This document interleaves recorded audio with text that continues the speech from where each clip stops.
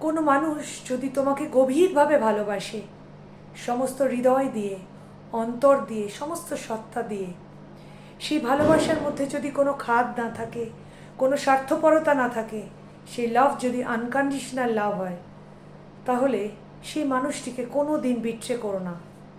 তার সঙ্গে কোনো রূপ বিশ্বাসঘাতকতা করো না।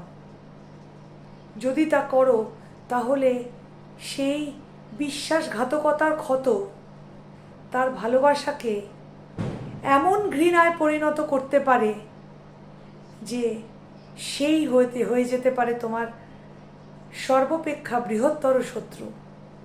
ঠিক যেমন আয়না তোমাকে সব সময় তোমার মুখ দেখায়, তোমার প্রতিচ্ছবি দেখায়, তোমাকে সর্বদা সত্যি কথা বলে। আয়না কখনো মিথ্যে কথা বলে না। তোমার সাহায্যের জন্যে সর্বদা সে প্রস্তুত। কিন্তু সেই আয়নাকে যদি তুমি কোনো সময় ভেঙে দাও, তাহলে সেই ভাঙা কাঁচের ধার কিন্তু তোমার রক্তক্ষরণও করতে পারে। তাই বি কেয়ারফুল।